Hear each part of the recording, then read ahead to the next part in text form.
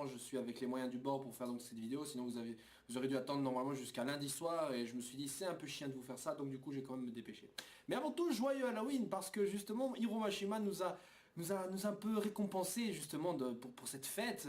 Il était là en se disant voilà, on va faire deux petits chapitres qui sont censés être là en tout cas pour faire peur.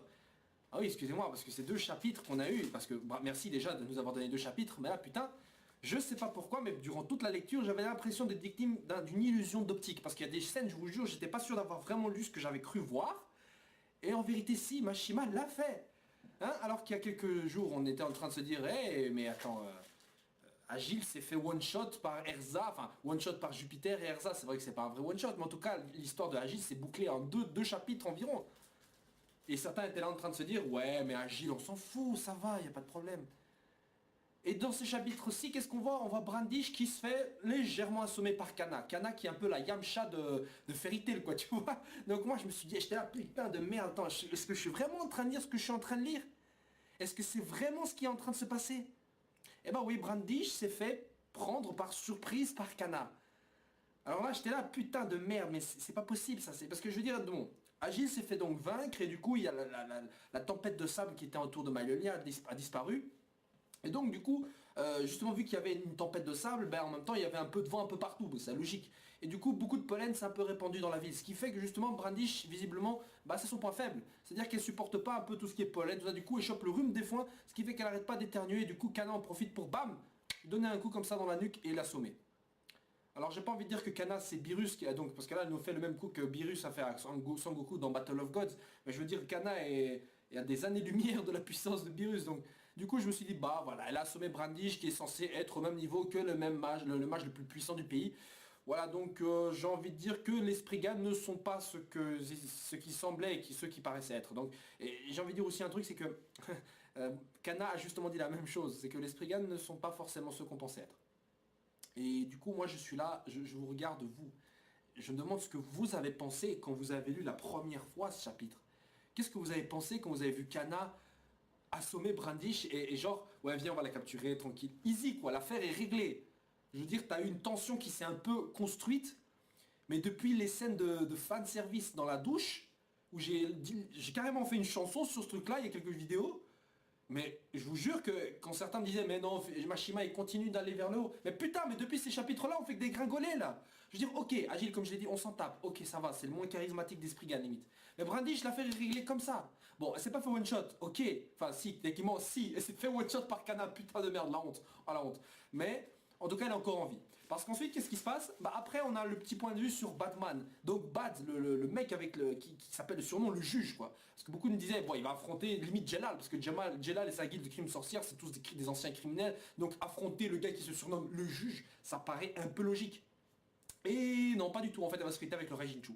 Bon, j'ai pas de problème avec le Raijinchu. En fait, je les trouve même super stylés quand il le faut. Vous savez, quand ils sont intervenus sur l'île Tenrojima pour sauver toute la bande de couillons là, qui s'était fait attaquer par Rusty Rose. Bah, moi je me suis dit, putain, là ils ont la classe, Big Slow et Fried. Surtout Fried. Et depuis lors, mais putain de merde, mais comment ces deux couillons, on les a jamais vus vraiment faire quelque chose d'intéressant. Donc du coup, on s'intéresse un peu plus donc, dans leur faction, et du coup, ils sont là, tranquilles, on est en train de glander un peu, j'ai envie de dire. Non, je déconne, ils sont surtout là pour protéger Fried, donc qui a maintenu cette barrière qui au final n'a pas vraiment servi à grand chose, si ce n'est protéger une grande partie de la ville, ce qui au final est un fait intéressant. Le fait est que quelqu'un ait un trou dans cette barrière, vous voyez. Et ce trou a été causé visiblement et vraisemblablement par Batman. Et donc Batman, justement, il affronte donc Grey, Mira et tous les autres, là, la bande de joyeux loufoques. Et justement, on découvre donc le pouvoir de Batman, qui est une magie donc qui s'appelle faiblesse, weakness, peu importe comment vous le traduisez. Mais en gros, son pouvoir crée donc des sortes d'humanoïdes qui justement ont des pouvoirs qui sont censés être la faiblesse de l'adversaire correspondant. Ça veut dire que si on combat Grey, bah, le mec a un adversaire qui combat avec du feu. Si il y a un adversaire, Juvia, je crois que son adversaire, c'est un gars qui donc maîtrise un élément qui baise l'eau. Et encore une fois, Juvia, putain de merde, mais rappelez-vous la dernière fois où son pouvoir de corps liquéfié a été très utile.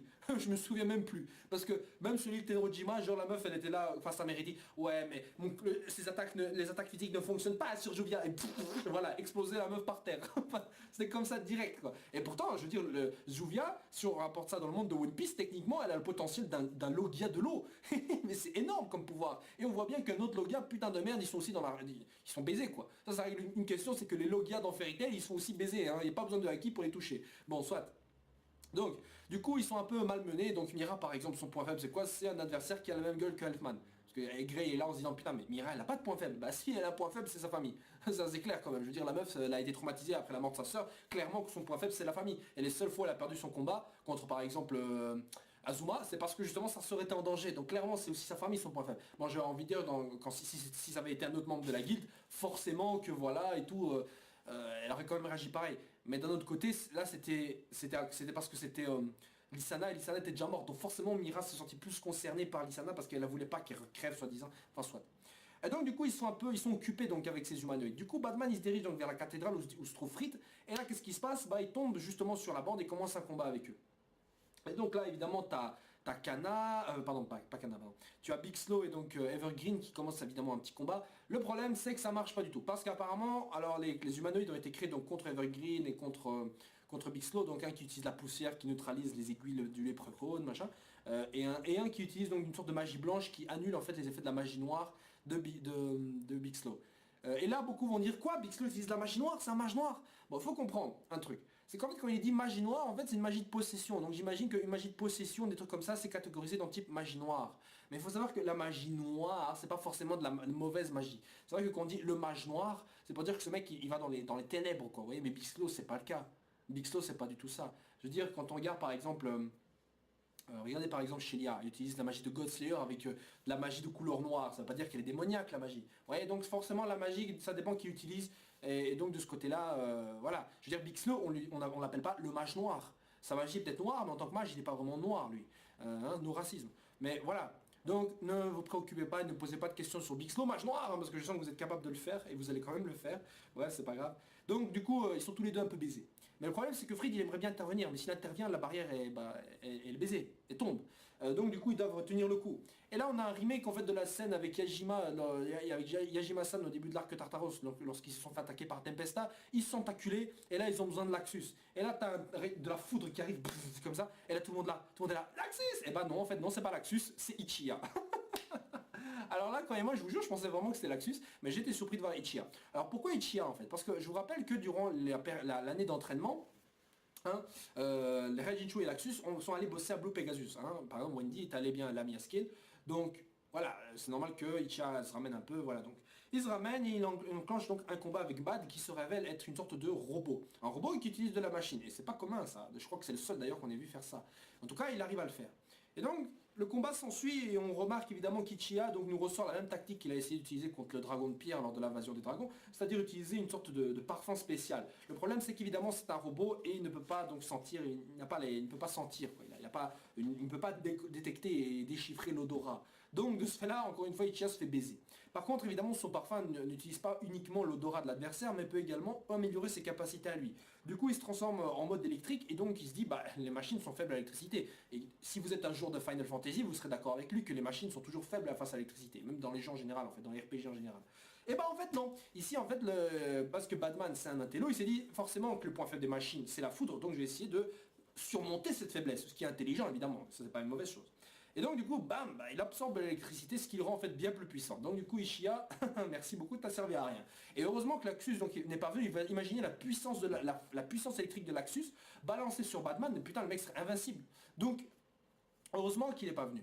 Bon du coup après toute la bande se fait un peu décimer et au dernier moment justement Fried qui veut toujours maintenir la barrière parce que voilà, il y a toujours les armées sur le côté qui sont en train d'envahir. En fait il capte un message de la part de la team Natsueko qui justement explique comme quoi bah, de leur côté tout est réglé. Donc du coup Laxus, pardon. Du coup Fried peut relâcher un peu sa barrière. Ce qu'il fait donc il enlève sa barrière Jutsuki et donc utilise une Yamino-écriture sur son corps pour se transformer donc une sorte de démon. Et du même côté, t'as Ichiya qui se relève et tous les deux donc portent en même temps un coup qui arrive à one shot. Oui, one shot, parce que excusez-moi, le one shot pour moi c'est genre tu bats l'adversaire en un coup alors que t'as pas fait grand chose avant qu'il puisse le blesser. Et donc du coup les deux, bam, ils one shot donc Bad. et Bad est vaincu. Et tout cela en 2 chapitres. Et le combat, en fait, non, le combat a duré le combat a duré en grande partie, en fait, 1 chapitre et demi, si vous voulez. Alors, je sais pas comment la déchéance de Fairy Tail, où la déchéance, pardon, de Fairy Tail va nous amener, mais si je suis sûr de quelque chose, c'est qu'on comptabilise en tout cas 3 Spriggan qui ont été mis à terre en approximativement 1 tome. Il y en a 12 des Spriggan. Il y en a 3 qui sont tombés. Bon, allez, Brandish, elle a été capturée pour qu'on l'interroge, donc elle n'a pas été vaincue. Et heureusement, parce que sinon, croyez-moi, j'aurais tapé un plus gros scandale que ça. Ah ouais, non, j'aurais sacrifié des nouveaux-nés devant vous, là, franchement. Donc, Agile et Bad vaincu. Bon, Agile, ok, pas charismatique, vous me dites, on peut l'éjecter, pas de problème. Ok. Bad, vous allez me dire aussi, il n'est pas charismatique, ok, un robot qui utilise de la magie, c'est intéressant, comment ça se fait? S'en fout, baiser. Brandish, elle se fait assommer par Kana, voilà. C'est un peu à cause du scénario. Ok. C'est plusieurs choses quand même qui s'articulent, qui s'amassent, qui s'entassent et qui font que les choses, on sent qu'il y a quelque chose qui tourne pas rond là-dedans. Parce que je veux dire que Agile tombe, ok. Mais le fait que Batman tombe, ça c'est un problème. Pas parce que c'est Batman qui est tombé, mais parce que justement un autre Spriggan est tombé très rapidement. Et vous allez me dire, oui mais attends, il n'était pas en contre 1 et tout. Mais oui, je sais. Mais le mec, il est pas con. Enfin, je pense pas qu'ils soient tous cons comme lui. Et putain, s'ils étaient tous cons comme ces deux-là, excusez-moi, Batman ne semblait pas idiot non plus. Batman semblait, semblait intelligent. Il semblait pas stupide. Le mec, il était assez intelligent en tout cas pour, par exemple, contrer ses propres faiblesses. Et voilà, donc il imagine déjà assez réfléchi où justement tu dois créer des humanoïdes qui analysent les faiblesses de l'adversaire. Donc clairement, c'est pas le premier couillon venu. Et le fait est justement que il dit, je crois au début du chapitre, un commentaire sur Agile qui est vraiment là une honte. Enfin, c'est voilà. Pour les Spriggan, c'est une honte. Et c'est logique, parce que les Spriggan sont censés, donc je rappelle, chacun d'entre eux est censé avoir la puissance du plus puissant des mages de Ishgard. Et le fait est que Bad est tombé, et bah, pour moi, ça fait perdre toute crédibilité aux Spriggan. C'est pour ça que je trouve ça grave. Parce que les Spriggan perdent pour moi une grosse partie de leur crédibilité de par la chute de 2 d'entre eux en moins de 5 chapitres. En moins de 5 chapitres, 2 Spriggan sont tombés. Je rappelle que, ok, vous allez me dire qu'il y en a beaucoup, et que voilà, il faut, voilà.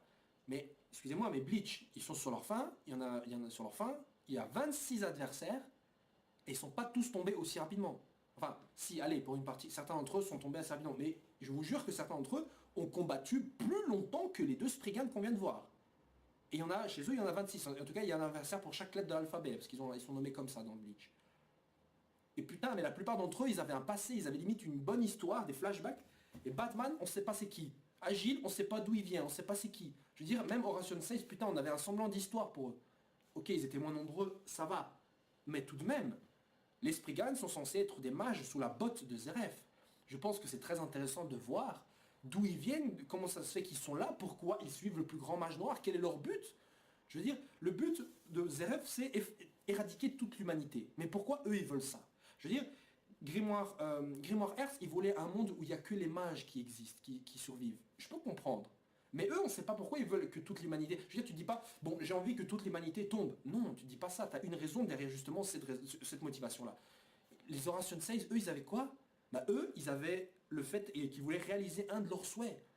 Un de leurs souhaits, un de leurs rêves les plus chers. Je veux dire, Midnight voulait apprendre à vouloir dormir parce que durant toute sa jeunesse, il ne pouvait pas dormir à cause des cris de terreur des enfants dans la tour du paradis. Un truc qui n'était pas dans le manga, qui a été rajouté dans l'anime et qui est un très très bon point. Et Tartaros, eux, bon, on va dire que c'est moins légitime, mais en tout cas ça reste logique parce qu'en fait leur souhait c'est de pouvoir tuer Zeref. En fait ils servent Zeref en voulant le tuer, donc c'était un peu une surprise de lire ça. Mais tout de même, c'était logique. Mais là on ne sait pas encore ce que ces putains de Spriggan ils veulent. Et pourtant la guerre a déjà commencé, il y en a 2 qui sont tombés, on ne sait toujours pas pourquoi ils veulent faire ça. Donc moi je trouve cela un peu con, je trouve. Et je pense pas que vous puissiez être en désaccord avec ce que je dis là. Ne dites pas que les Spriggan sont tous sont crédibles pour l'instant. Ils ne le sont pas. Bien sûr que ce n'est pas indéfini, que ça va être définitif ce que je dis. Forcément, je dis juste pour l'instant, ce n'est pas du tout le cas. Et c'est une mauvaise chose de commencer comme ça. Alors qu'à côté, Nanatsu no Taizai, putain, c'est méchant, ils sont bien traités là. Et on va en parler dans une autre vidéo. Mais putain, ils sont bien traités, bordel. Bref, excusez-moi. Donc pour en revenir à ce que je disais, le fait que donc 2 Spriggan tombent, ça enlève une grosse partie de la crédibilité, donc de la réputation de ces Spriggan déjà. Parce que putain, quand on les a présentés, c'était tous censés être des putains de monstres. Brandish, on n'en parle pas, ça va, ok, c'était le comic relief du truc, elle s'est fait assommer, voilà, forcément que quand elle va se réveiller, putain, elle va baiser tout le monde, quoi. Bon, soit. Mais pour les autres Spriggan, genre Auguste, Di Maria ou Imbel, je veux dire, ça, vous allez pas me dire qu'eux aussi ils vont se faire one shot. Mais putain, il faut quand même pas déconner, quoi, merde. Maintenant, je me dis un truc, c'est que Mashima peut-être s'est dit, bon, il y a un peu trop d'ennemis, donc je vais essayer d'en éliminer quelques-uns. Mais alors, putain de merde, pourquoi est-ce que t'en as mis 12? Pourquoi est-ce que t'en as mis 12? Je veux dire, bordel de merde, si tu voulais en faire combattre sérieusement 9, eh ben t'en introduis que 9. Ah mais non, il y a déjà 9 membres du Kukimon, ça fait le même chiffre. Putain, bon, si c'est ça, bah ok, t'en mets 10 limite.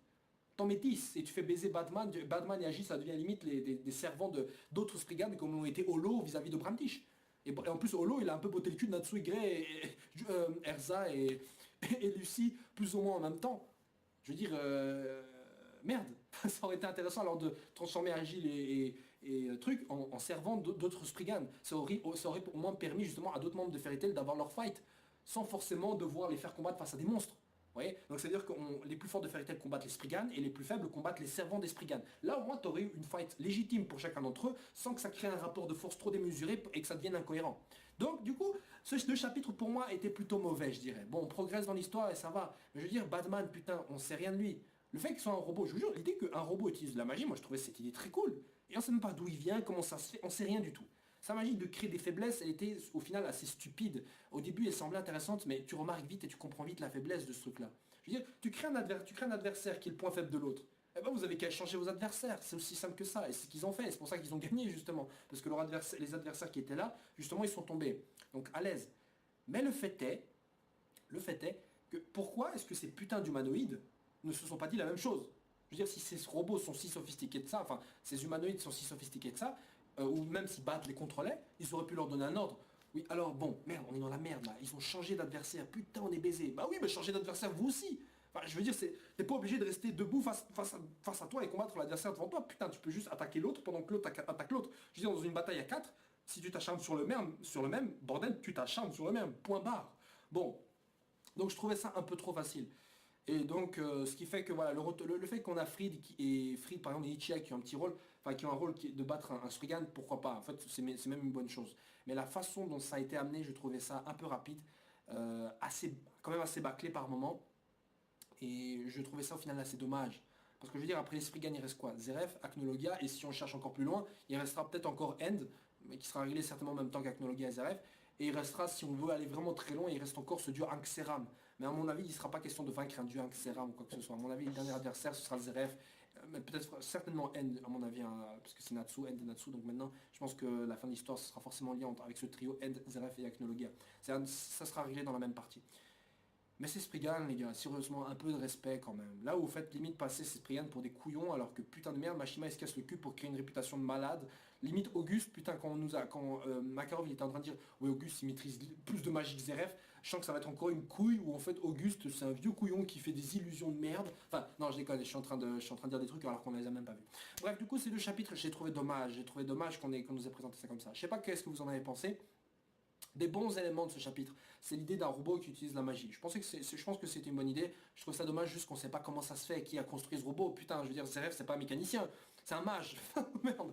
Donc les gens, dites-moi votre avis sur ces deux chapitres. Mais en tout cas, malgré tout, je remercie quand même Mashima de nous sortir quand même deux chapitres assez rapidement. Deux chapitres et pas avec une qualité visuelle en tout cas moins bonne que les autres. Au contraire, tu as même carrément des images, des pages couleurs. Et ça, c'est pas rien. Donc je suis très content de ça, mais si c'est pour avoir un contenu qui quand même fait grincer des dents à tel moment, je me dis que Mashima devrait alors un peu se calmer, parce que c'est pas si grave qu'on n'ait pas autant de chapitres à... Regardez One Piece, limite le mec il sort un chapitre sur deux, pourtant les chapitres sont très bons, et la qualité diminue pas, au contraire. Donc je suis pas en train de dire que la qualité c'est mieux que la quantité, ou que la quantité est mieux que la qualité, parce que dans le manga ça varie, hein. Parfois vous avez 3 chapitres d'un coup, et ça peut être de très très bons chapitres. Et Mashima nous a sorti beaucoup de fois 3 chapitres à la suite, qui au final, dont 3 chapitres avec 2 chapitres qui étaient un peu genre chapitre de transition, avec un troisième avec une grosse révélation. Ça arrivait très souvent ça. Ici je m'attendais plus ou moins au même truc et c'est pas le cas. En fait j'imagine que l'éditeur s'est dit c'est des parties qui peut-être en solo sont peut-être pas si bonnes que ça. Donc on va les mettre avec 2 chapitres, en 2 chapitres en même temps pour que le combat paraisse plus intéressant ou quoi, et ce qui est fait. Bon, c'est vrai qu'avec un seul chapitre, putain de merde, En fait, non, au contraire, je pense qu'en 2 chapitres, je crois que j'aurais plus accepté ça. Mais le fait est que bon, on n'y est pas, c'est pas le cas. Donc bref, on va se contenter de ça. Donnez-moi votre avis donc sur ce chapitre. Et on se retrouve donc la semaine prochaine pour les prochains chapitres, ou le prochain chapitre, pardon, de Fairy Tail, qui est donc... qui s'appelle à qui est dédié ce parfum, un truc comme ça, donc il sera question d'Ichiya. Mais vous vous dites également que si Ichiya est là, bah évidemment Blue Pegasus est forcément dans le coin. Et si Blue Pegasus est dans le coin, c'est que évidemment d'autres guildes sont également en route, genre Mermaid Hale ou Lamia Scale. Et ce sera intéressant de voir Jura combattre l'un d'entre eux. Putain, Jura, merde. Jura et Laxus contre Asprigan, pourquoi pas. Bon, c'est vrai que Laxus, j'aimerais bien un vs1. Donc un Laxus contre Asprigan et Jura et Kagura peut-être contre un autre. Allez, ça va, ou Jura et Lyon, ou Lyon et Kagura, j'en sais rien, mais en tout cas, qu'ils combattent un Spriggan. Parce que s'il y a bien un mage que j'ai envie de voir combattre, c'est Kagura. Hein, Kagura est stylé, Kagura elle a un sabre, Kagura elle coupe la ville en deux avec un slash.